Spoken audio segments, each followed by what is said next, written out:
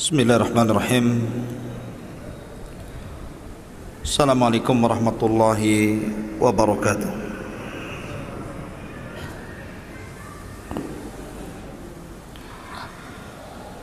Alhamdulillah, salatu wassalamu ala rasulillah wa ala alihi wa sahbihi wa mawalah, wala hawla wala quwata illa billahi wa ba'du. Qala Allahu azza wa jalla, ya ayyuhalladzina amanu taqullaha haqqa tuqatih wa la tamutunna illa wa antum muslimun.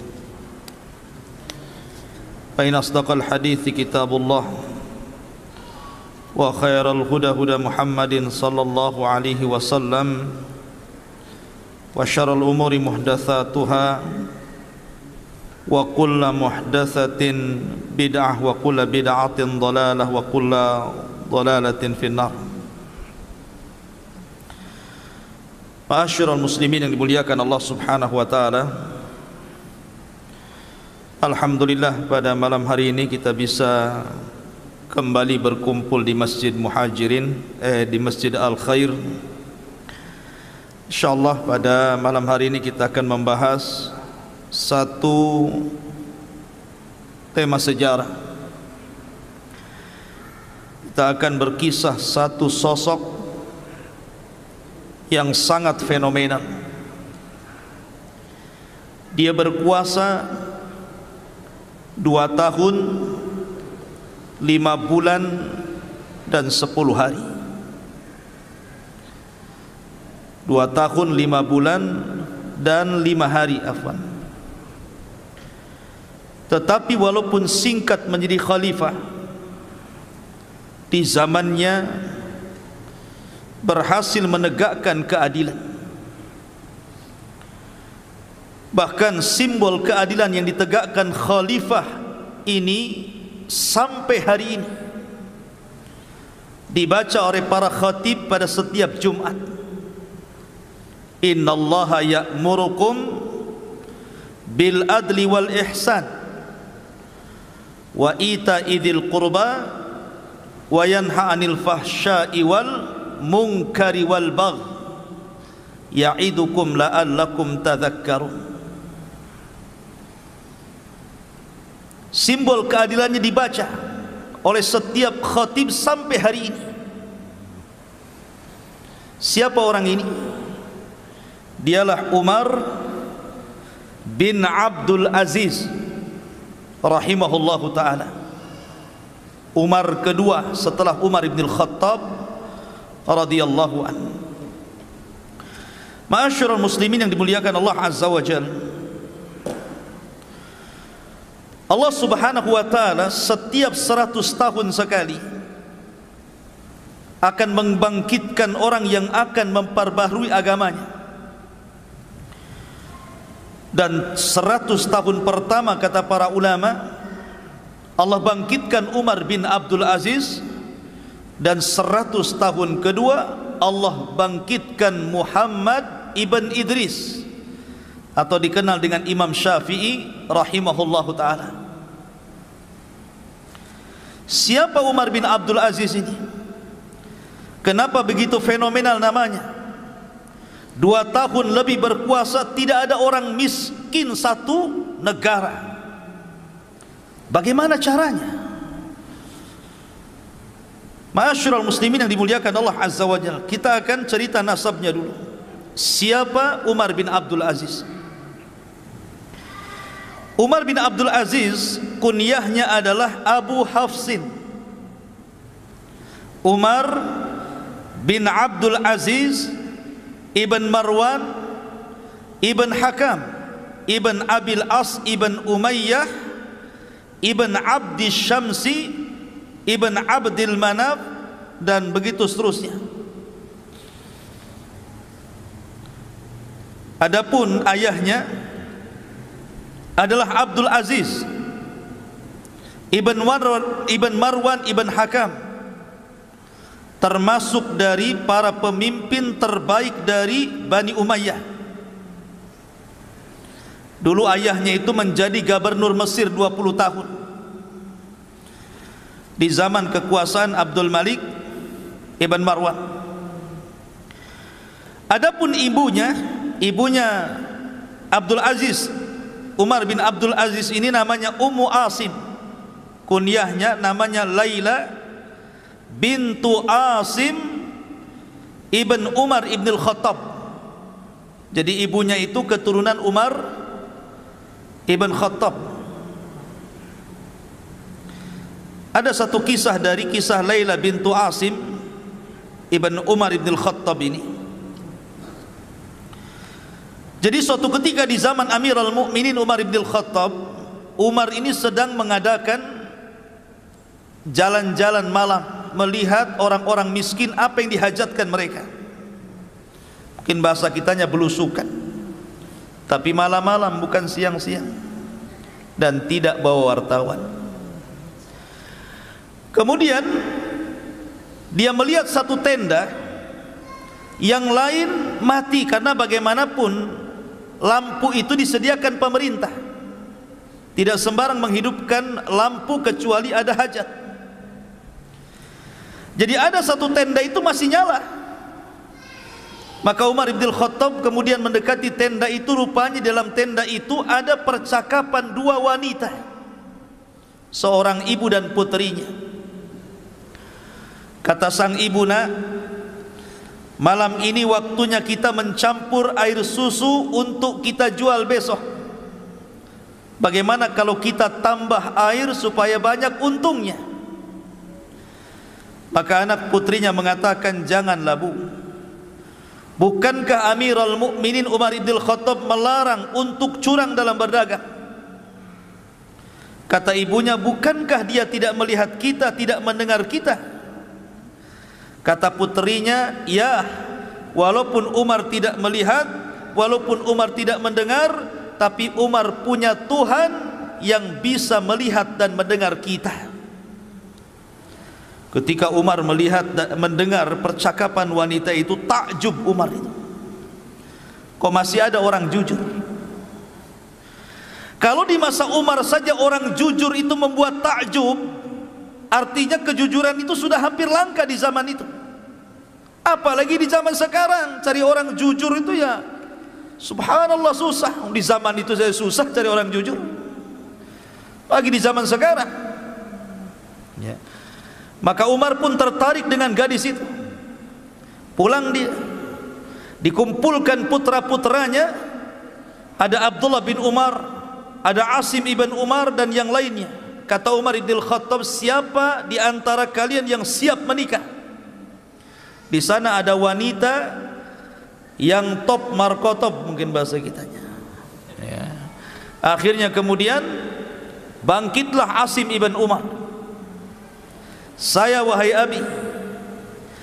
Maka dilamarkanlah oleh Umar wanita itu. Menikahlah akhirnya dengan Asim putra Umar ibn al-Khattab.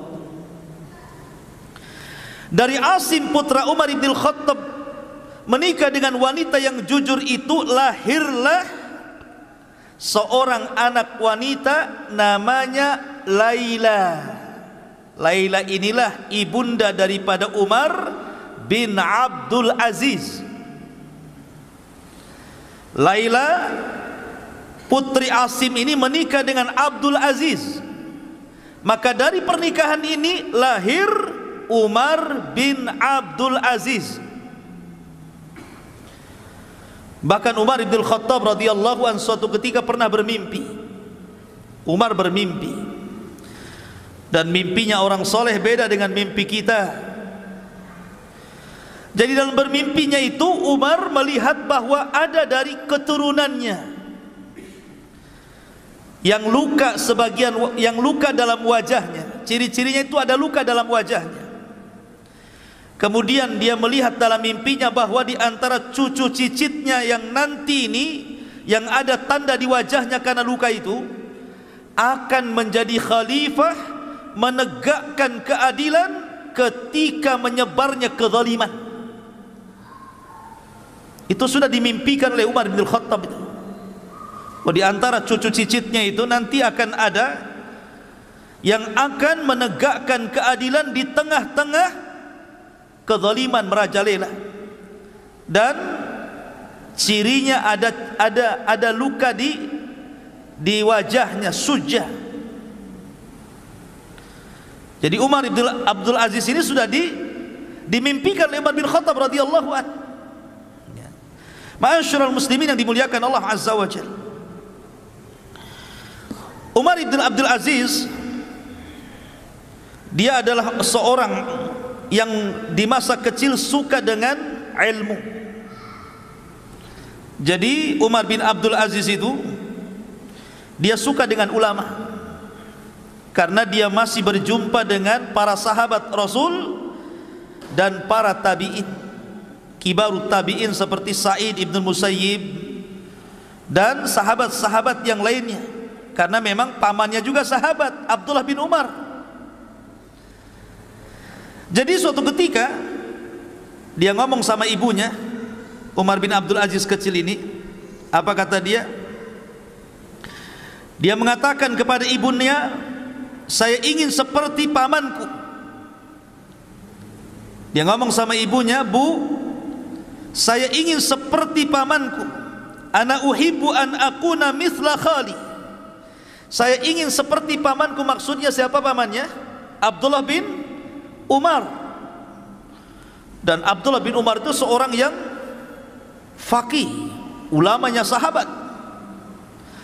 Kata ibunya mengatakan, "Enggak usahlah, kamu enggak mungkin kayak dia," katanya. Jadi ibunya sudah ini dulu, ciut dulu, enggak mungkin kamu kayak dia itu. Harusnya kan tidak seperti itu ya. Kalau ahli-ahli pendidikan kan, kalau ada anak menginginkan sebuah kebaikan harusnya didorong kan. Kata ibunya, enggak usahlah, kok enggak mungkin kayak dia, katanya. Tapi dengan berjalannya waktu, ketika ayahnya Abdul Aziz kemudian di zaman Abdul Malik ibn Marwan itu diangkat menjadi gubernur Mesir, maka seluruh keluarganya diboyong ke Mesir. Tapi ketika itu Abdullah bin Umar meminta agar Umar bin Abdul Aziz kecil itu jangan dibawa, biar dia sama saya, katanya. Dari situlah maka Umar bin Abdul Aziz sejak kecil sudah bersama sahabat Abdullah bin Umar, pamannya, dan belajar.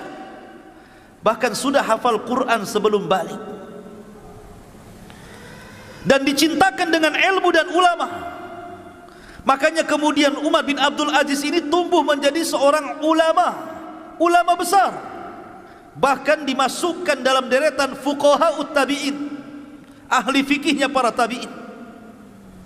Umar bin Abdul Aziz ini luar biasa. Ma'asyiral muslimin yang dimuliakan Allah Azza wa Jalla,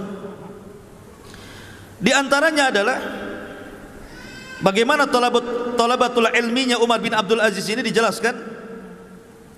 Di antara guru-guru beliau adalah dari kalangan tabi'in seperti Sa'id ibn Musayyib. Sa'id ibn Musayyib ini yang menikah dengan salah satu putri Abu Hurairah, dan dia menjadi pemimpin para tabi'in. Kemudian juga dia belajar kepada Ubaidillah ibn Abdullah ibn Utbah ibn Mas'ud radhiyallahu an. Dan juga banyak kalangan sahabat dan para tabi'in yang diambil ilmunya, sehingga lambat laun akhirnya Umar bin Abdul Aziz menjadi ulama besar. Bahkan dikatakan di antara guru-gurunya 30 lebih dari kalangan para sahabat Nabi sallallahu alaihi wasallam dan 25 dari kalangan para tabi'in. Jadi banyak guru-gurunya dan dia menjadi ulama besar di zamannya. Taib, saya tidak akan memperpanjang tentang nasab beliau. Saya ingin langsung kepada inti apa yang kita bicarakan pada malam hari ini, kisah pilu dari Umar bin Abdul Aziz dibunuh oleh seorang budak dan ditangisi para fuqara wal masakin. Itu temanya. Sebab kalau kita ambil semua kisah beliau tidak cukup, mungkin 5 atau 6 pertemuan, terlampau banyak. Kisah beliau ini banyak dicatat para ulama karena menakjubkan kisahnya. Ma'asyiral muslimin yang dimuliakan Allah Azza wa Jalla, di antaranya adalah salah satu penggalan kisahnya adalah ketika Umar bin Abdul Aziz menjadi khalifah. Nanti bagaimana menjadi khalifah nanti saya akan ceritakan satu penggalan kisah dulu. Ketika Umar bin Abdul Aziz ini menjadi Amirul Mukminin, Umar bin Abdul Aziz ini, maka dia berhasil mengumpulkan harta zakat yang melimpah luar biasa. Semua keluarga kerajaan harus bayar zakat. Semua orang kaya harus bayar zakat. Semua yang punya tanggungan hutang harus dibayar. Sehingga Umar bin Abdul Aziz berhasil menerapkan sistem zakat dalam satu tatanan negara, dan itu diterapkan betul dengan hukuman. Akhirnya banyak orang-orang kaya, para pejabat, para pemimpin, akhirnya mereka menyerahkan harta-harta zakat mereka dan dikumpulkan di Baitul Mal. Kemudian ketika itu Umar bin Abdul Aziz memanggil para karyawannya, pengepul-pengepul zakat itu, dan mengatakan, anfiquha 'alal fuqara, ambil harta di Baitul Mal, infakkan, cari orang fakir, kasih zakat mereka. Jangan ada satupun orang yang fakir yang tidak kebagian zakat. Cari orang fakir miskin dimanapun berada, kasih zakatnya. Maka bergeraklah pasukan amil zakat ini mencari orang-orang fakir dan miskin, sehingga tidak ada satupun fakir dan miskin kecuali mendapatkan sedekah dan zakat dari Baitul Mal. Anehnya hartanya masih ada, tidak habis. Kemudian dilaporkan kepada Umar bin Abdul Aziz, harta masih melimpah wahai Amirul Mukminin. Kemudian Umar bin Abdul Aziz ngomong gitu, kalau begitu jahizu bihal juyush, kalau begitu hartanya yang sisa itu berikan untuk mencukupi para tentara, ya. Sejahterakan para tentara biar layak dengan gaji yang mereka dapati. Akhirnya kemudian harta itu dikeluarkan lagi, kemudian dibagi-bagi bagi para tentara. Rupanya harta itu masih banyak. Kemudian mereka mengatakan, ya Amirul Mukminin, juyusul Islam tajubud dunya. Wahai Amirul Mukminin, para tentara-tentara Islam mereka sudah kaya semua. Kemudian Umar bin Abdul Aziz kemudian bicara, kalau begitu jawwijus syabab, cari anak-anak muda yang belum kawin, modali, danai, kawinkan. Oh, enak nih kalau punya pemimpin kayak gini, ya. Disuruh anak-anak muda yang belum kawin itu, siapa yang mau kawin tinggal ngomong ke Baitul Mal, maka sudah ada dananya. Ada dananya untuk maharnya, untuk walimahnya, untuk acaranya, semua free, gratis. Bahkan mereka mengatakan, man kana yuridu zawaj, barang siapa di antara kalian yang ingin menikah, datang kemari. Kemudian masih banyak juga hartanya. Maka Umar bin Aziz mengatakan, uqdud duyuna 'alal mutadayyinin, kalau begitu cari orang-orang yang punya hutang. Cari orang-orang yang punya hutang, yang hidupnya terkait dengan hutang, cari, bayarkan hutangnya. Dicari orang-orang yang punya hutang itu. Kamu punya hutang berapa? Sekian, bayarkan sana. Kamu punya berapa? Sekian, bayarkan sana. Kan enak tuh punya presiden kayak gini, ya. Ma'asyiral muslimin yang dimuliakan Allah Azza wa Jalla, setelah semuanya dibayari hutang-hutang itu, sudah tidak ada yang punya hutang lagi, masih numpuk juga hartanya di Baitul Mukminin itu. Maka Umar bin Abdul Aziz mengatakan, ungduru ilal masihiyyin wal yahud, kalau begitu lihat Bagaimana kondisi orang-orang Nasrani dan Yahudi? Bagaimana kondisi orang-orang Nasrani dan Yahudi? Man kana alaihi dainun fasaddidu anhu. Kalau seandainya mereka punya hutang, bantu mereka, ambil dari Baitul Mukmin, Baitul Mal, bayarkan itu. Carinya orang Yahudi, orang Nasrani yang punya hutang. Kamu punya hutang berapa? Sekian. Nih bayarkan sana. Sampai kepada Nasrani Yahudi merasa senang dengan kepemimpinan Umar bin Abdul Aziz ini.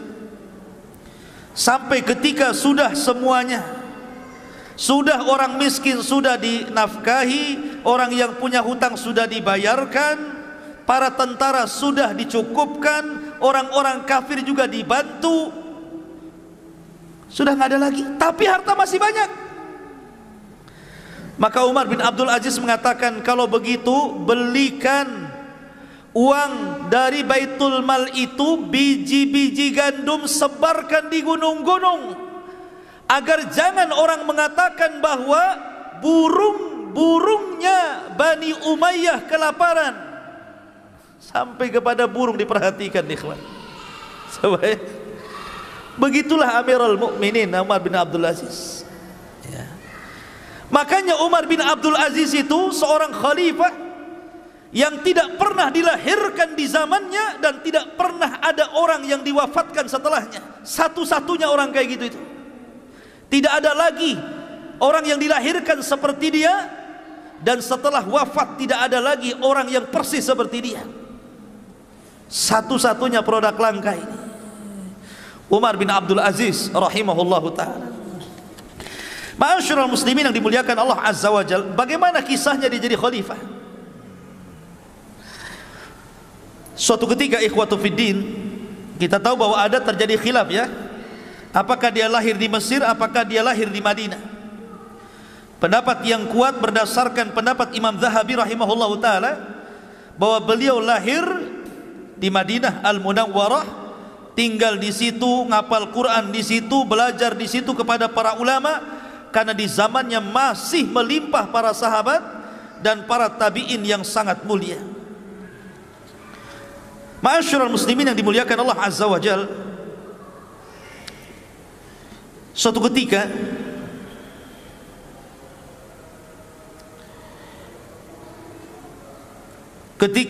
meninggal salah satu khalifah di zamannya Abdul Malik ibn Marwan. Ketika itu kita tahu bahwa Khalifah Abdul Malik ibn Marwan itu sangat menyukai Umar bin Abdul Aziz.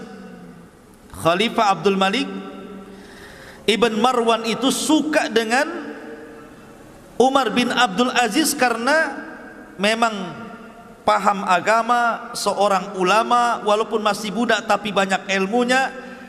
Akhirnya kemudian dia pun diangkat untuk menjadi salah satu gubernur di daerah yang masih kecil, ya, di daerah yang masih kecil dijadikan gubernur di situ. Lah terkadang ikhwatu fillah muliakan Allah Azza wa Jalla, dia selalu mengirim surat kepada khalifah, yang inti surat itu selalu mengingatkan khalifah. Di antaranya adalah amma ba'du inna qara'in wa kullukum mas'ul an ra'iyatihi Allahu la ilaha illahu la yajma'annakum ila yaumil qiyamati la raiba fih wa man asdaqu minallahi haditha. Isi suratnya, sesungguhnya engkau pemimpin wahai khalifah, dan engkau akan dimintai pertanggungjawabannya di hadapan Allah. Allah tidak ada sesembahan yang berhak disembah kecuali Dia. Sungguh Allah akan mengumpulkan kalian pada hari kiamat yang tidak ada keraguan di dalamnya, dan tidak ada yang lebih benar ucapannya melebihi Allah subhanahu wa ta'ala. Begitulah nasihat-nasihat yang dilontarkan oleh Umar bin Abdul Aziz kepada Khalifah Abdul Malik ibn Marwan di masa dia menjadi gubernur, sampai akhirnya meninggal dunia Khalifah Abdul Malik ibn Marwan. Kemudian diganti oleh anaknya, namanya Al-Walid ibn Abdul Malik ibn Marwan. Lah Al-Walid ibn Al-Walid ibn Abdul Malik ibn Marwan ini akhirnya memindahkan Khalifah Umar bin Abdul Aziz yang tadinya di Damaskus, di kota kecil, disuruh pulang ke Madinah untuk menjadi gubernur di Madinah. Tapi ketika itu dia meminta syarat kalau memang saya harus menjadi gubernur di Madinah, dipindahkan dari Damaskus ke Madinah, saya minta 3 syarat katanya. Kalau kau penuhi 3 syarat saya, maka silahkan kau pindah aku dari Damaskus, alihkan saya ke Madinah. Yang pertama syaratnya, an ya'mala fin nasi bil haqqi wal adli wa la yadlim ahada, agar bisa melakukan atau menegakkan kebenaran, keadilan dan tidak mendolimi siapapun. Lihat, syarat pertama. Kemudian wala yajuz ala ahadin fi akhdhi ma 'ala an-nasi min huquqin li baitil mal. Tidak boleh seseorang mengambil hak-hak orang lain kecuali memang dia punya hak yang diberi dari baitul mal, dari badan zakat. Yang kedua, agar senantiasa diberikan waktu dia bisa haji. Jadi saya jadi khalifah di Madinah, tapi saya juga harus haji ke Mekah. Jangan jadi khalifah ketika haji sibuk saya waktu haji tolong saya kasih cuti biar saya bisa haji. Kemudian yang ketiga, agar khalifah membolehkan dia mengeluarkan dana untuk para ulama, menggaji para ulama, karena dia memuliakan para ulama masalahnya kan. Kalau seandainya dipenuhi, saya siap menjadi khalifah katanya, menjadi gubernur di Madinah. Akhirnya Khalifah Al-Walid ibn Abdul Malik kemudian menyetujui, dipindahlah Umar bin Abdul Aziz dari Suriah ke mana? Ke Madinah. Rupanya ikhwatu fiddin, di Madinah ini dia sangat dicintai para ulama, sangat dicintai masyarakatnya, sehingga akhirnya kekuasaannya melebar sampai ke Hijaz. Hijaz itu Mekah, Madinah dan sekitarnya gitu. Yang tadinya Madinah saja akhirnya melebar. Maka dia menguasai, menjadi gubernur Hijaz. Lah ketika itu dia mendengar bahwa Hajjaj ibn Yusuf Al-Thaqafi itu mau mengarah ke Madinah. Lah Umar bin Abdul Aziz itu paling tidak suka dengan Hajjaj ibn Yusuf. Kenapa? Karena dia zalim masalahnya. Dia tidak suka dengan kezaliman. Akhirnya dia menyurati khalifah agar jangan sampai dipertemukan dengan Hajjaj, jangan sampai Hajjaj itu ke Madinah atau ke Mekah. Batalkan perjalanannya, saya tidak mau ketemu dengan dia. Sakit hati Hajjaj ini. Akhirnya kemudian bermanuver politik, bagaimana caranya menurunkan Umar bin Abdul Aziz dari gubernur Hijaz itu. Betul-betul dimainkan politik sama dia. Akhirnya terpengaruh juga khalifah itu. Kemudian dicopotlah Umar bin Abdul Aziz menjadi gubernur Hijaz. Setelah dicopot menjadi gubernur oleh Al-Walid ibn Abdul Malik, ditarik ke Damaskus untuk menjadi penasehat raja. Oh, rupanya dinaikkan ya. Tidak jadi gubernur tapi jadi penasehat, tim penasehat raja, khalifah. Lah kedekatan itulah akhirnya ketika Al-Walid ibn Abdul Malik ini semakin dekat dengan Umar bin Abdul Aziz, mendapatkan nasihat, tausiah, wejangan gitu ya. Akhirnya kemudian dia pun banyak terpengaruh dengan Umar bin Abdul Aziz, sampai akhirnya Allah takdirkan Al-Walid ibn Abdul Malik meninggal, kemudian kekuasaan jatuh kepada saudaranya Sulaiman bin Abdul Malik ibn Marwan. Lah di masa Sulaiman inilah, Sulaiman itu juga sangat memuliakan Umar bin Abdul Aziz, sangat memuliakan sekali. Sampai ada satu kisah ketika keduanya berada di sebuah tempat di manasik haji. Jadi ketika haji ini berdua, Umar bin Abdul Aziz dan Sulaiman ibn Abdul Malik ibn Marwan ini dengan khalifah. Kemudian Sulaiman bin Abdul Malik ibn Marwan ini memanggil saking banyaknya jemaah haji, akhirnya dia takjub dan mengatakan, ma aktsarul hujjaj. Wahai Umar, maksudnya Umar bin Abdul Aziz, kau tidak lihat betapa banyak orang-orang yang haji itu ya, ribuan jumlahnya. Tetapi Umar bin Abdul Aziz mengatakan, fa innahum sayatuna alaika yaumal qiyamah. Sesungguhnya banyaknya orang-orang itu nanti pada hari kiamat akan datang kepadamu. Ya. Nanti orang-orang itu nanti pada hari kiamat akan datang kepadamu dan mengadu di hadapan Allah Subhanahu wa taala, apakah engkau memimpin dengan adil ataukah tidak memimpin dengan adil. Oh, dinasihati khalifah. Mereka akan datang kepadamu pada hari kiamat. Tadinya bangga kan, banyak kali orang yang haji itu, katanya khalifah. Kata Umar, orang sebanyak itu nanti akan datang pada hari kiamat ditakut-takuti. Mereka akan menjadi khusama'uka yaumal qiyamah, akan menjadi musuh pada hari kiamat. Mereka akan menuntut haknya di hadapan Allah Subhanahu wa taala. Dari situlah akhirnya Sulaiman ibn Abdul Malik menangis dan merasa bersalah. Lah sebelum wafatnya Sulaiman bin Abdul Aziz, Sulaiman ibn Abdul Malik ini, dia ngirim surat, isinya wasiat. Harusnya ketika dia meninggal itu kan masih ada saudara-saudaranya kan, ada Yazid ibn Abdul Malik ibn Marwan, ada Hisham ibn Abdul Malik ibn Marwan gitu kan. Harusnya yang jadi setelah meninggalnya Sulaiman itu Yazid ibn Abdul Malik ibn Marwan. Ternyata ketika dia nulis surat wasiat, rupanya tidak ditulis nama Yazid di situ, tapi ditulis nama Umar bin Abdul Aziz. Jadi sebelum wafatnya dia nulis surat, nanti kalau saya meninggal, maka kekuasaan ini saya berikan kepada Umar bin Abdul Aziz. Dengarkan, taati perintahnya karena dia khalifah kalian.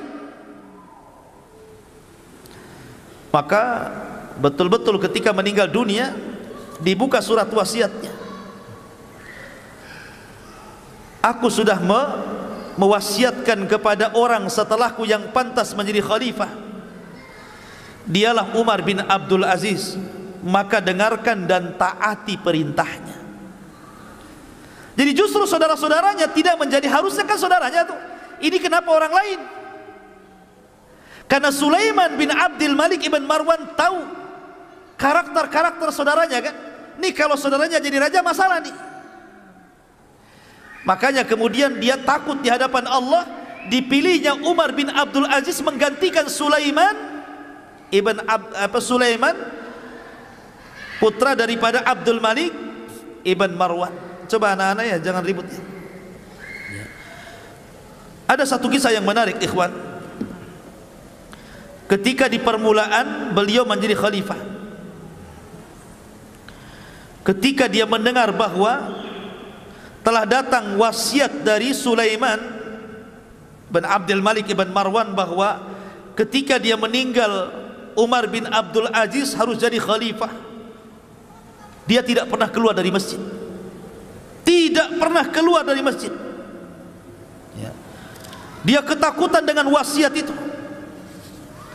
sehingga kemudian dia pun menolak untuk dibaiat. Dia menolak untuk dibaiat sampai-sampai setelah kemudian dia mendapatkan kabar, apa kata beliau di hadapan manusia ini ketika dia mendapatkan kabar bahwa dia sudah diwasiati untuk menjadi khalifah sepeninggal Sulaiman. Dia pun mengatakan,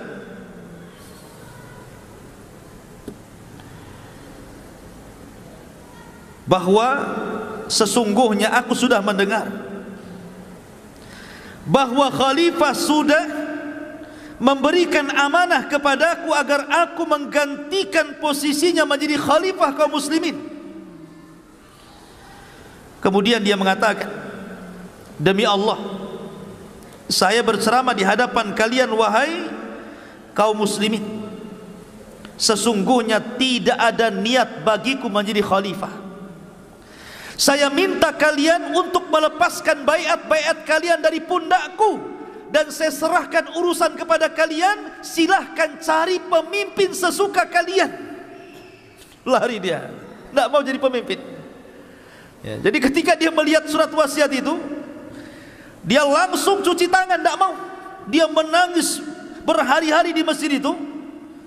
Kemudian setelah itu menemui manusia dan mengatakan, sebaiknya kalian lepaskan baiat-baiat kalian dari pundakku, silahkan bermusyawarah, cari pemimpin yang layak selainku. Lihat, kalau sekarang terbalik, jangan pilih dia, pilih aku. Itu sekarang, ya kan? Ma'asyiral muslimin yang dimuliakan Allah Azza wa Jalla, sampai seperti itu. Di antara akhirnya kemudian, ketika dia menjadi khalifah, lihat bagaimana pertama kali dia berkhutbah. Tapi orang-orang kan tidak mau, tetap memilih Umar bin Abdul Aziz karena sudah tahu siapa dia, akhlaknya, ilmunya, bagaimana pemuliaan ulama kepadanya gitu. Masyarakat malah dukung masalahnya. Jadi tidak mau tidak, terpaksa dia jadi khalifah. Akhirnya dikumpulkan kaum muslimin. Lihat ceramah beliau. Di permulaannya dia mengatakan, ayyuhan nas, inni qad ubtulitu bihadzal amri ghaira ra'yin kana minni fi wala talabatan lahu wala masyuratan minal muslimin wa inni qad khala'tu ma fi a'naqikum min bai'ati fakhtaru li anfusikum. Ini khutbah pertamanya nih. Wahai manusia, sungguh aku telah diuji dengan perkara khalifah ini. Sungguh aku telah diuji dengan perkara khalifah ini. Kenapa aku dipilih tanpa ada ideku, tanpa ada musyawarah dari kaum muslimin, tanpa ada permintaan dariku? Sesungguhnya aku melepaskan kekhilafahan dari pundakku. Berkumpullah kalian, silahkan pilih pemimpin sesuka kalian. Kemudian di ujung ceramahnya Rasulullah dia mengatakan, Umar bin Abdul Aziz, ayyuhan nas, man ata Allah wajabat ta'atuhu wa man asallah fala ta'ata lahu, ati'uni fima ata'tullah wa asaitu fa idza asaitullaha fala ta'ata li alaikum. Wahai manusia, barang siapa yang taat kepada Allah, wajib ditaati orang itu. Barang siapa yang bermaksiat kepada Allah, jangan ditaati orang itu.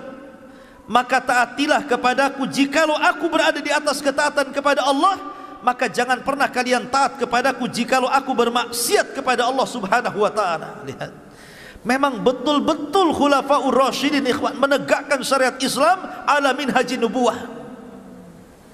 Umar bin Abdul Aziz, makanya ada sebagian para ulama, Umar bin Abdul Aziz itu adalah Imam Mahdi yang ditunggu-tunggu.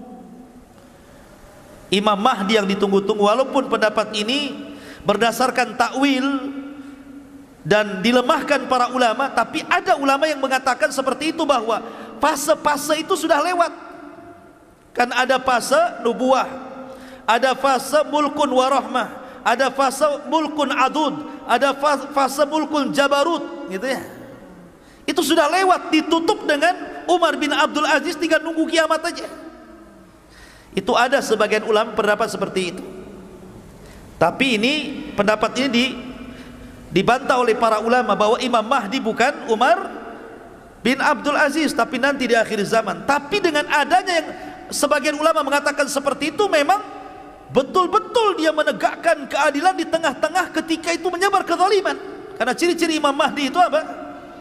Menyebarkan keadilan di tengah-tengah tersebarnya kezaliman, kan itu.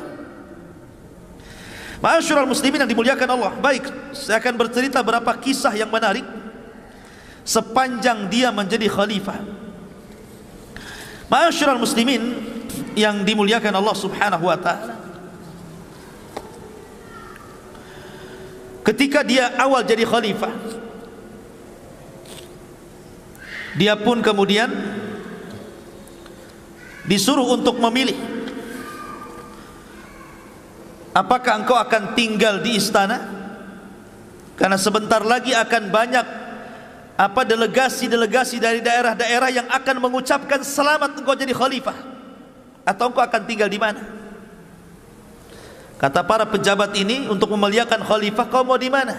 Sebaiknya kau pindah, bawa keluargamu, boyong ke istana. Karena sebentar lagi akan banyak delegasi-delegasi dari daerah-daerah yang akan mengucapkan sebagai khalifah dirimu. Tapi Umar bin Abdul Aziz tidak mau.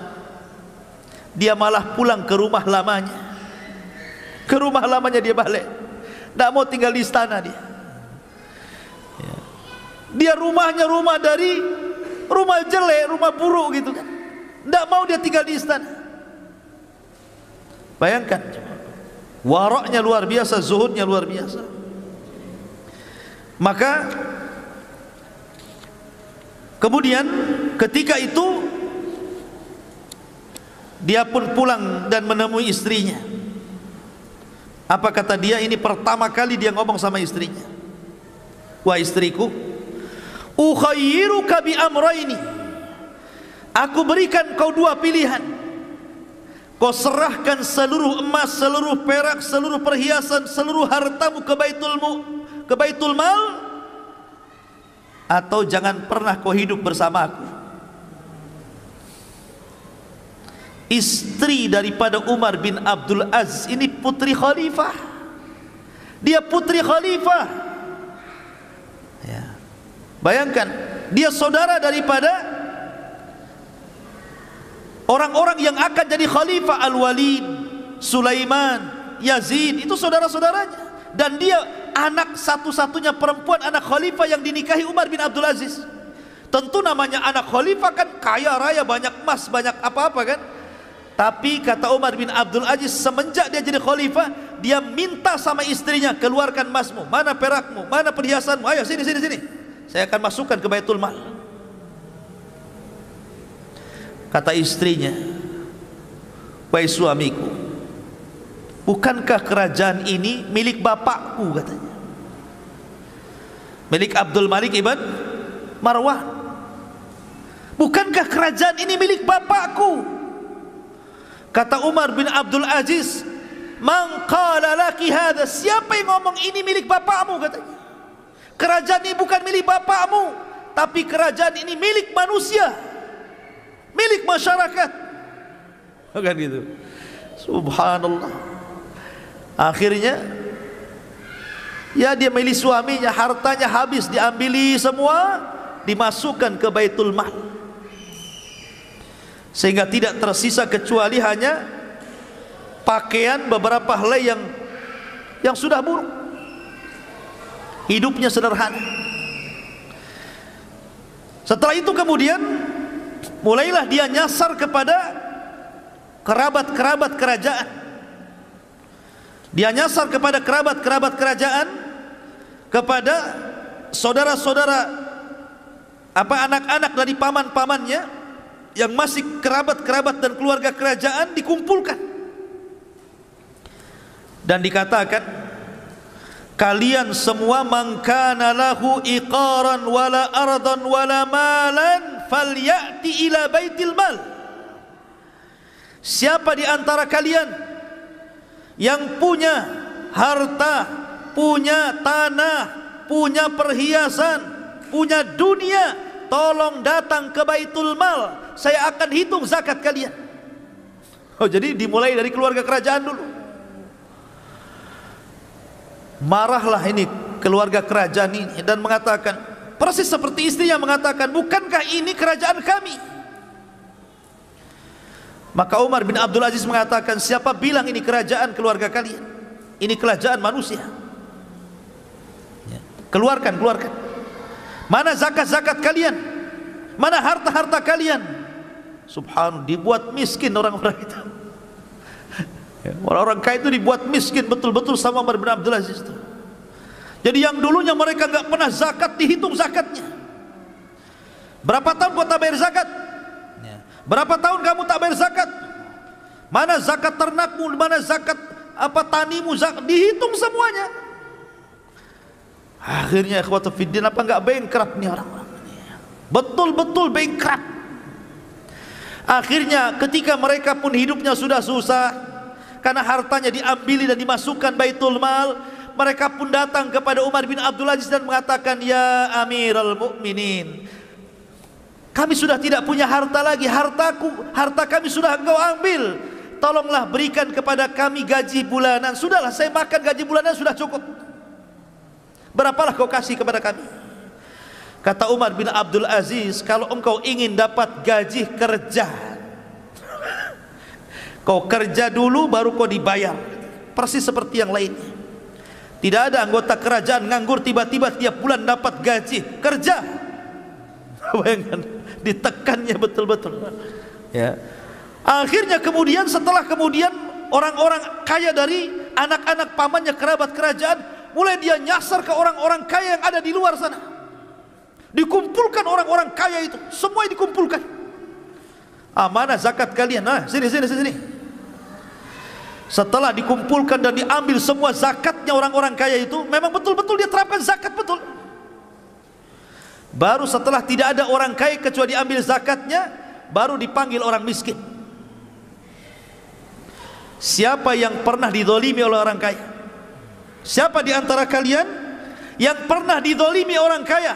Siapa di antara kalian yang pernah diambil hartanya, diambil tanahnya, diambil sawahnya, diambil kendaraannya, diambil binatangnya? Sini. Coba bayangkan. Akhirnya satu-satu, saya dizalimi si anu, saya dizalimi si anu, saya dizalimi si anu. Memang betul-betul hukum ditegakkan di sini. Maka orang-orang miskin pun kemudian mendapatkan hak-hak yang terzaliminya. Dari situlah terpupuk kecintaan orang fakir, orang miskin kepada Umar bin Abdul Aziz. Betul-betul mengadakan pemerataan ekonomi dengan sistem zakat ini. Sehingga lambat laun akhirnya yang miskin itu sudah mulai kaya, sehingga sudah tidak lagi menerima zakat karena sudah cukup. Lihat, walau anna ahlal qura amanu wattaqau lafatahna alaihim barakatin minas sama'i wal ardh. Kalau penduduk negeri ini beriman dan bertakwa, maka Allah Subhanahu wa taala akan suburkan dengan berkahnya dari langit dan dari bumi. Sampai-sampai ikhwatu fiddin, ada seorang nenek-nenek itu bicara dengan manusia. Ketika dia mendengar ada serigala yang memakan domba, maka nenek ini mengatakan, wallahi laqad mata Umar, wallahi laqad mata Umar.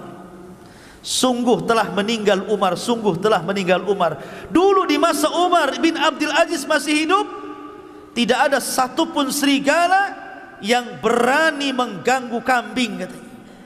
Sekarang dia meninggal, serigala-serigala itu sudah mulai mengganggu kambing, katanya. Sampai seperti itu. Ini ucapan orang tua. Saking amannya di zaman Umar bin Abdul Aziz. Ma'asyiral muslimin yang dimuliakan Allah Azza wa Jalla. Bahkan dikisahkan bahwa Umar bin Abdul Aziz itu baik sarapannya, makan siangnya, makan malamnya itu hanya makan adas. Tahu adas? Bawang. Hanya makan bawang saja dia itu kerjanya, roti sama bawang. Dia tidak pernah makan daging, makan ini, makan itu, karena sudah tidak sanggup membeli. Bukan tidak sanggup membeli juga, karena dia memang hidupnya sederhana, wara' zuhud, dan dia adalah seorang yang memberikan contoh kepada masyarakat. Jadi hari-hari itu makannya bawang saja, roti bawang, roti bawang. Sampai-sampai yang bosan itu pembantunya, karena hari-hari makan bawang. Datanglah pembantunya kepada istrinya Umar bin Abdul Aziz, Fatimah, dan mengatakan, ya Fatimah, laqad malaltu min aklil adas. Wahai Fatimah, aku tidak bosan makan bawang itu, yang lain lah katanya. Si makan bawang aja, ya kan? Maka Fatimah mengatakan, ittaqillah, inna hadza ta'amu maulak. Umar bin Abdul Aziz, bertakwalah kau kepada Allah, sesungguhnya adas itu makanan pemimpinmu Umar bin Abdul Aziz, makanan tuanmu itu, jangan kau celah. Coba, jadi pembantunya yang bosan, tapi Umar bin Abdul Aziz tidak bosan. Lihat warok zuhudnya itu. Ma'asyiral muslimin yang dimuliakan Allah Azza wa Jalla. Bahkan suatu ketika Umar bin Abdul Aziz ini malam-malam masuk masjid. Malam-malam masuk masjid. Namanya masjidnya gelap, tidak ada orang, tidak tahu kalau di masjid itu ada orang tidur. Kemudian kesepak kakinya sama Umar bin Abdul Aziz, marah, ya, dan mengatakan, ya Majnun, ya Majnun, katanya. Dibilang gila. Hei orang gila, kenapa kau sepak kaki, katanya. Dibilang, ini pengawal Umar bin Abdul Aziz sudah emosi dia. Gimana coba khalifah dibilang Majnun? Dalam riwayat khimar, ya himar, wahai keledai, katanya. Lebih kasar lagi. Kata penjaganya ini, biarkan saya tangkap orang itu. Kata Umar bin Abdul Aziz, kan malam-malam, diam. Dia hanya tanya, apakah saya gila? Maka ku jawab, lastu majnunan, saya enggak gila. Apa salahnya, katanya. Pergi-pergi. Bagaimana akhlaknya? Ini pengawal ini sudah marah gitu, ya. Masa kemudian khalifah dibilang Majnun?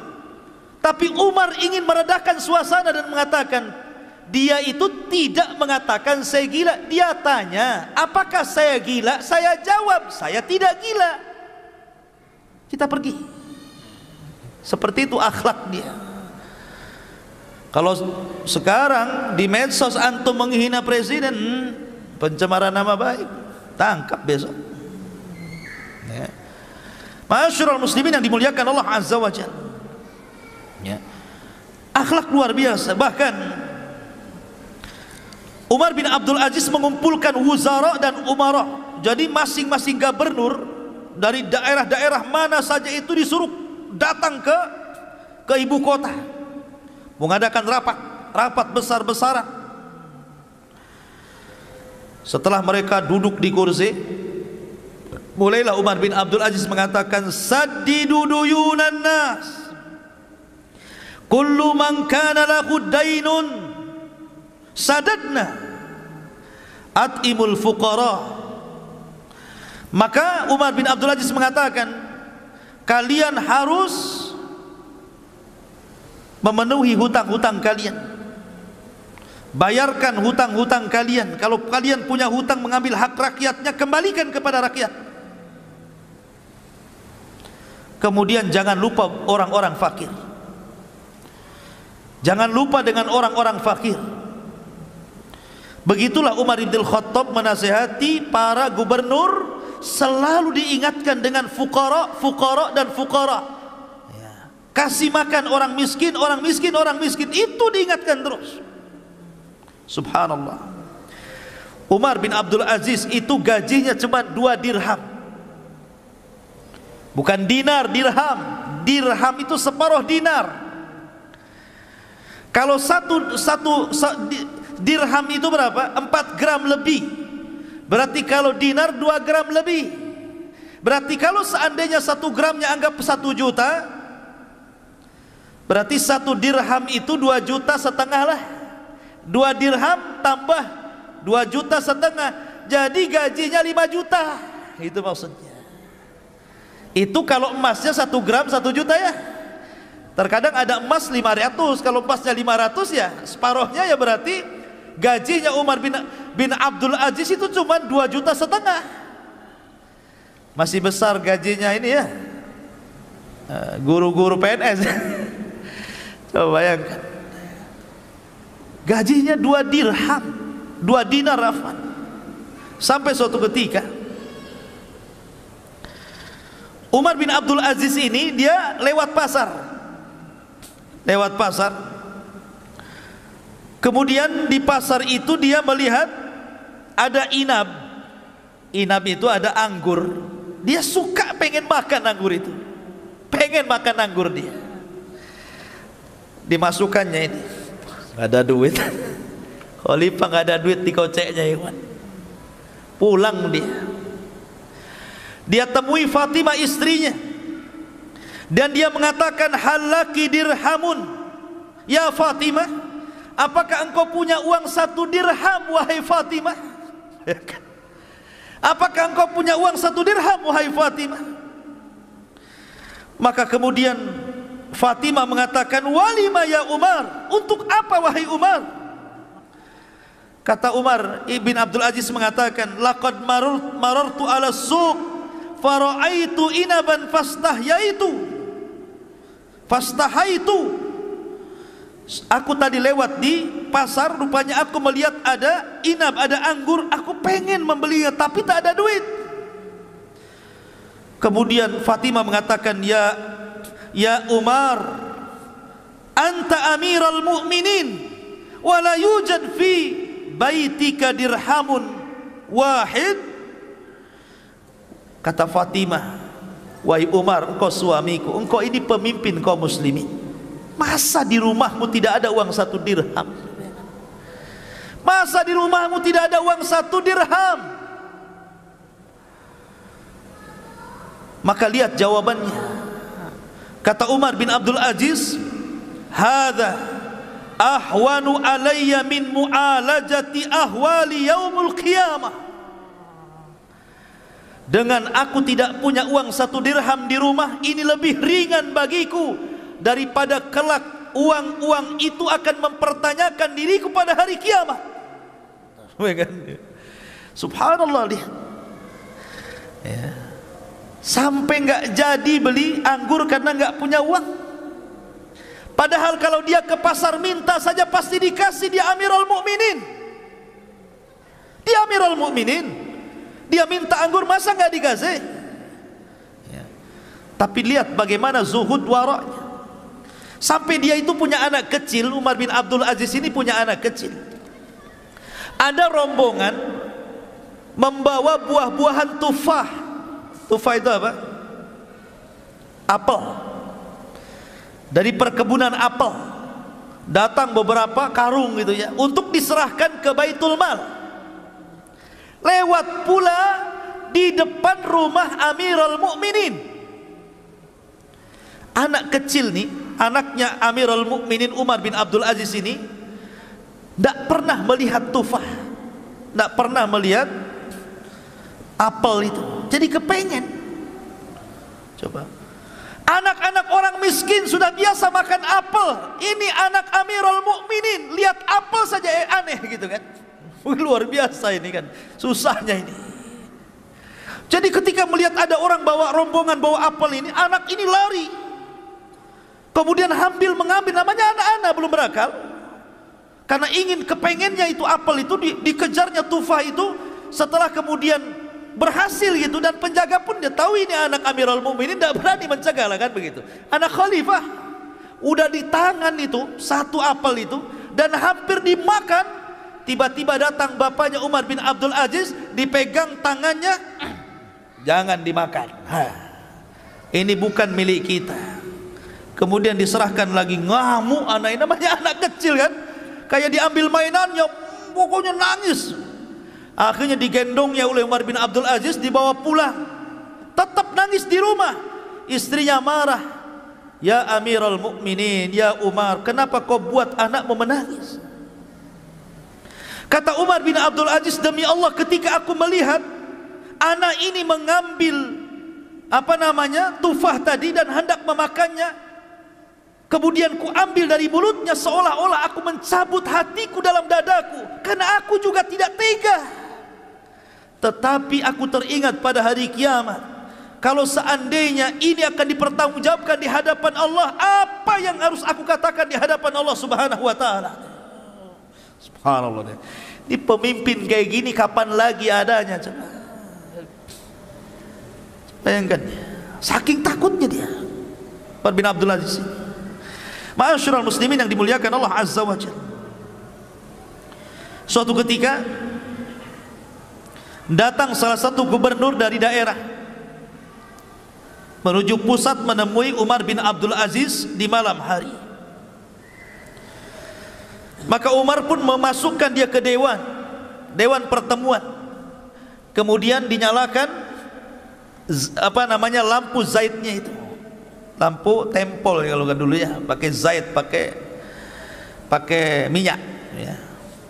Dah mulailah Umar bin Abdul Aziz berdiskusi, bertanya, gimana soal orang miskin di daerahmu, gimana orang susah di daerahmu, bagaimana zakat, gimana sedekah, gimana kondisi masyarakatku, gimana begini, pokoknya tanyalah hal ikhwal tentang kondisi kaum muslimin yang ada di wilayah gubernur itu. Maka setelah gubernur ini alhamdulillah mengatakan di wilayah kami aman, terkendali, begini, sampai akhirnya dia balik tanya, gubernur ini balik tanya, wa kaifa haluka ya amiral mu'minin, wa kaifa haluka ya amiral mu'minin, bagaimana kondisimu wahai amiral mu'minin? Saya lihat kau memakai baju yang sudah agak robek, agak usang. Kemudian mulailah satu persatu tanya. Kata Umar bin Abdul Aziz, tunggu ya, saya tidak akan jawab dulu pertanyaanmu, tunggu dulu sebentar. Bangkit, ambil lampu, ditiupnya. Kita ngomong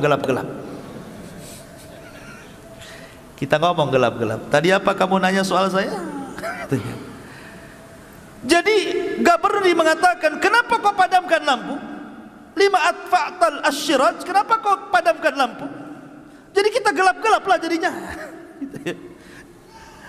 Kata Umar bin Abdul Aziz, kalau kau tanya soal aku, berarti ini pertanyaan pribadi, nggak ada kaitan dengan negara. Lampu itu milik negara. Tapi kalau kau bertanya soal rakyatku, soal bangsaku, soal negaraku, soal zakat, soal fuqara, soal miskin, ku hidupkan. Karena ini memang urusan negara dan lampu itu milik negara. Bayangkan coba, ada khalifah kayak gini gara-gara lampu. Sampai ketika datang hadiah. Nih Umar bin Abdul Aziz dikasih hadiah berupa minyak wangi. Minyak wangi yang sangat harum sekali. Ketika itu datang minyak wangi, tiba-tiba serbannya ditutupkan ke mulutnya. Pokoknya jangan sampai mencium itu. Kata Muzahim, ya Amirul Mukminin, bukankah minyak wangi itu untuk diambil harum-harumnya? Karena tidak mungkin dimakan, tidak mungkin diminum. Kenapa kau tutup? Kata Umar bin Abdul Aziz, justru karena itu saya belum jelas ini minyak wangi ini hadiah untukku atau untuk negara, diserahkan ke Baitul Mal. Kalau seandainya ini diserahkan ke Baitul Mal, aku sudah menciumnya padahal aku tidak berhak menciumnya, karena ini milik masyarakat, bukan milikku. Bayangkan kan? Katanya Muzahim, bukankah nggak diminum, nggak dimakan? Justru itu minyak wangi itu yang memang di mana-mana nggak diminum, nggak dimakan, manfaatnya jadi cium kan, begitu kan? Akhir tetap dia tidak mau mencium minyak wangi, ditutupnya pakai serban ini, sampai akhirnya masukkan ke Baitul Mal, katanya. Masukkan dia ke Baitul Mal. Seperti itu ikhwatu fiddin Umar bin Abdul Aziz. Ma'asyiral muslimin yang dimuliakan Allah Azza wa Jalla. Sampai suatu ketika Umar bin Abdul Aziz ini suatu ketika sholat malam di rumahnya. Ketika dia sholat, lewatlah kepada ayat-ayat tentang azab, tentang neraka. Tiba-tiba dia nangis. Ketika dia nangis, istrinya ikut nangis yang mendengarkannya. Ketika istrinya nangis, anaknya ikut nangis karena melihat ibunya menangis. Ketika tetangganya mendengar bahwa di rumah Umar bin Abdul Aziz ada tangisan, ikut menangis dia. Kemudian tetangganya mendengar tetangga ini menangis, ikut menangis. Tetangga ini ikut menangis. Satu desa menangis karena tangisan Umar bin Abdul Aziz. Bayangkan, nular tangisannya juga. Seperti itu Umar bin Abdul Aziz pengaruhnya kepada masyarakat itu. Ya.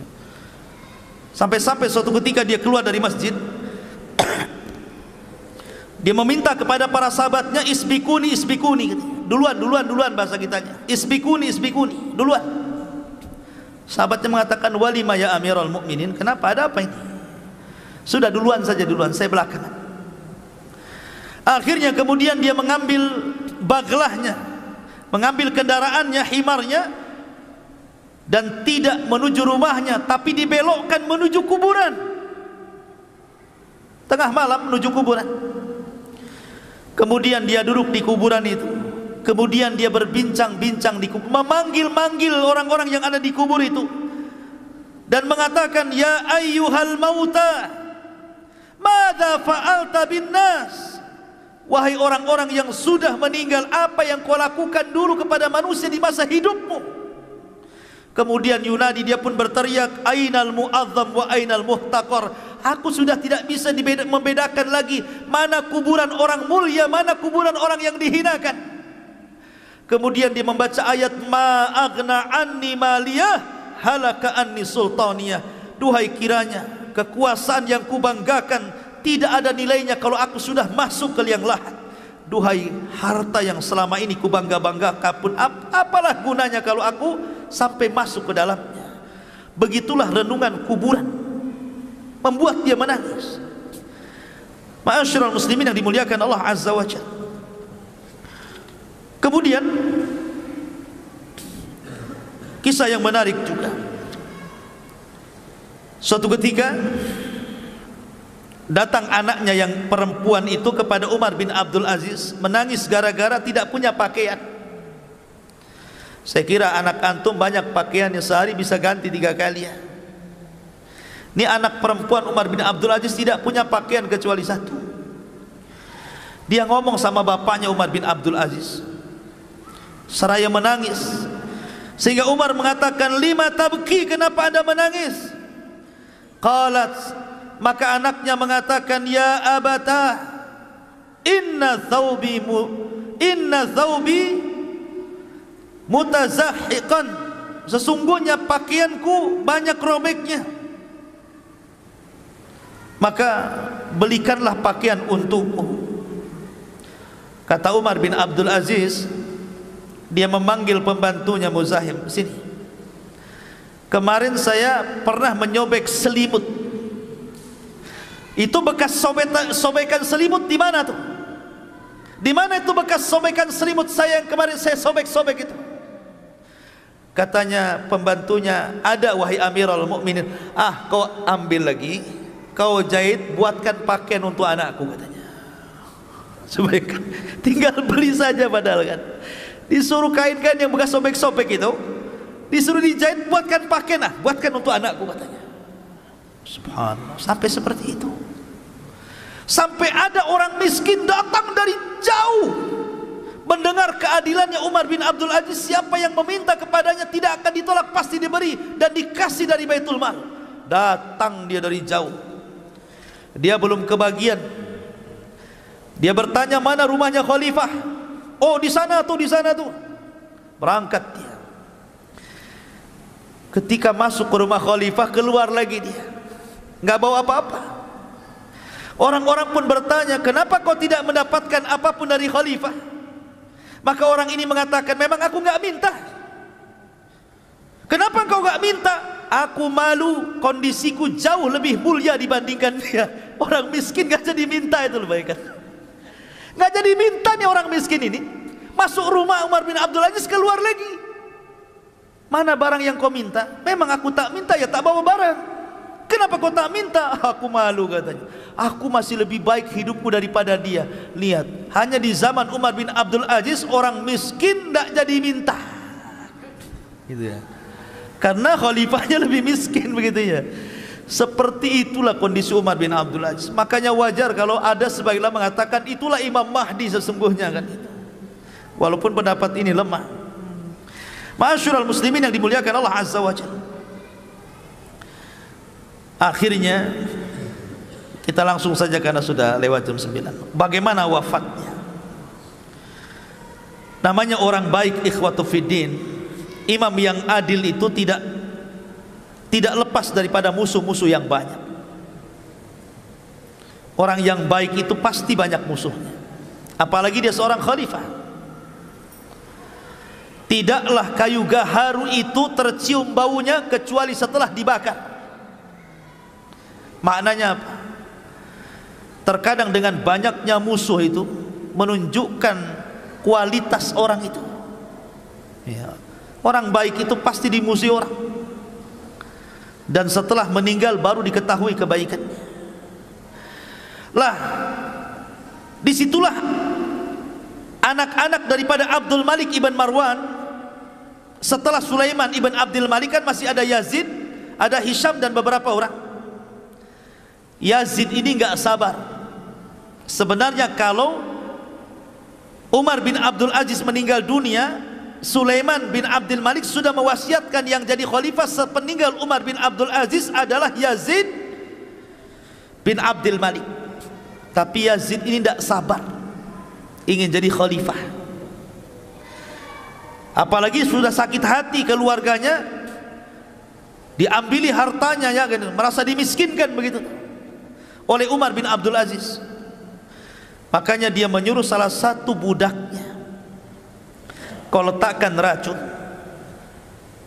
pada makanan Amirul Mukminin Khalifah Umar bin Abdul Aziz. Sebagai imbalannya, ku beri kau 1000 dinar. Yang kedua, kau ku merdekakan kalau berhasil. 1000 dinar, banyak 1000 dinar. Dan kau jadi orang merdeka. Pengecut dengan cara meracun. Maka betul-betul gulam ini, budak ini akhirnya berusaha untuk memasukkan racun ke makanannya dan berhasil. Sampai Amirul Mukminin disangka kena sihir. Disangka kena sihir. Ketika ditanya, ada apa engkau wahai Amirul Mukminin, kau terbaring sudah terlalu lama. Hal anta mashur, apakah engkau terkena sihir? Maka Umar bin Abdul Aziz mengatakan, tidak. Bahkan aku telah diracun dan aku tahu siapa yang meracunku. Aku tahu siapa yang telah meracunku, bayangkan. Kemudian akhirnya sebelum dia meninggal dunia, dia panggil orang yang meracunnya. Dia tidak kasih tahu siapa orang yang meracunnya. Dia sendiri yang tahu siapa yang meracunnya. Dia minta kepada pembantunya agar jangan diberitahu siapapun tentang siapa yang meracunnya dan siapa yang memerintahkannya. Dia hanya minta kepada pembantunya sebelum dia wafat, tolong panggilkan orang yang meracun aku itu. Kata pembantunya, siapa wahai khalifah? Si Anu bin Anu. Dipanggil orang budak itu, ditangkap, dipanggil. Kemudian dihadapkan di hadapan Umar bin Abdul Aziz. Kata Umar bin Abdul Aziz, ya ghulam, man hamalaka ala ma fa'alta hadha? Wahai gulam, apa yang menyebabkanmu melakukan hal ini kepadaku? Man amaraka, siapa yang memerintahkan kamu? Maka gulam ini ketakutan dan mengatakan, amarani Yazid.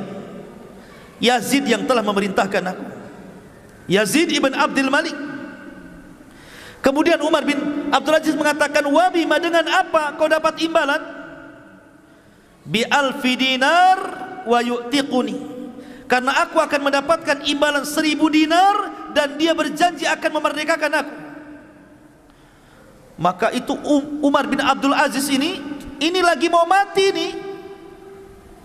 Dia mengatakan kepada pengawalnya, ambil yang 1000 dinar itu, ambil, rebut, masukkan ke Baitul Mal, masukkan ke Baitul Mal. Dan kamu yang sudah meracunku, ku maafkan kamu. Uhrub, pergi kamu. La yaraka ahad, jangan sampai siapapun melihat kamu kemudian kau akan ditangkap dan dibunuh. Kau harus pergi sekarang, sudah ku maafkan, tapi jangan dilihat orang boko yang telah meracun aku. Ini sudah ketahuan, harusnya kan ditangkap, kan diadili gitu. Tidak, dimaafkan, suruh pergi. Jangan tahu siapapun boko yang meracunku, dan jangan diberitahu bahwa Yazid yang telah meracunku. Mulianya akhlak Umar bin Abdul Aziz, ya kawan. Nufusul udhama la tataghayyar, kata para ulama. Jiwanya orang besar itu tidak pernah berubah, dari dulu pemaaf dan akan senantiasa pemaaf. Begitulah nufusul udhama. Jiwanya orang mulia itu tidak pernah berubah, mereka akan sama, ya. Ma'asyiral muslimin, sampai akhirnya ketika Umar bin Abdul Aziz betul-betul meninggal di Himsa, di Suriah sana, maka banyak orang-orang miskin yang menangis. Para fuqara menangis, anak-anak menangis seolah-olah menjadi anak-anak yatim, wanita-wanita menangis seolah-olah jadi janda, orang-orang fakir dan miskin menangis seolah-olah tidak ada lagi yang memberi makan mereka. Satu dunia menangis. Sampai-sampai Raja Rum, Raja Romawi, Malikur Rum, orang kafir, ketika mendengar meninggalnya Umar bin Abdul Aziz, apa katanya? Laqad matal yaum malikun adil la yushbihu adluhu fi wujudihi ahadun. Sungguh hari ini telah meninggal seorang raja yang sangat adil, yang tidak ada semisalnya di alam semesta ini. Ini pengakuan Malikur Rum tentang keadilan Umar bin Abdul Aziz di zamannya. Ma'asyiral muslimin yang dimuliakan Allah Azza wa Jalla. Sehingga ketika dia kemudian mengumpulkan anak-anaknya untuk tarikah harta warisan, sampai-sampai dikatakan kepada Umar bin Abdul Aziz, afala tatruk li ahlika syai'an ya Amiral Mukminin, kenapa kau tidak tinggalkan harta yang banyak untuk keluargamu wahai Amiral Mukminin sebagai warisan? Qala, dia mengatakan, in kanu salihin Allahu yatawalla salihin, jika mereka anak-anakku orang-orang saleh, maka Allah yang akan menjaga orang-orang saleh. Tidak perlu ku kasih harta, Allah yang kasih harta nanti. Dia, begitu maksudnya. Aku tidak perlu kasih harta mereka. Kalau mereka benar-benar soleh, Allah yang kasih harta mereka. Akhirnya kemudian Umar bin Abdul Aziz pun ketika sudah berkuasa 2 tahun 5 bulan 5 hari, berhasil menegakkan keadilan yang tidak pernah ditegakkan oleh khalifah-khalifah Bani Umayyah maupun Bani Abbasiyah, khalifah setelahnya. Makanya sebagian para ulama ada yang memasukkan dia satu di antara khulafaur rasyidin setelah Abu Bakar, Umar, Utsman dan Ali, Umar bin Abdul Aziz. Ada yang mengatakan Hasan ibn Ali, saking adilnya, ya. Begitulah ikhwatu fiddin muliakan Allah Azza wa Jalla, kisah singkat dari perjalanan Umar bin Abdul Aziz. Mudah-mudahan ada manfaatnya. Subhanakallah bihamdika, asyhadu an la ilaha illa anta, astaghfiruka wa atubu ilaik. Allahu ta'ala alam. Assalamualaikum warahmatullahi wabarakatuh.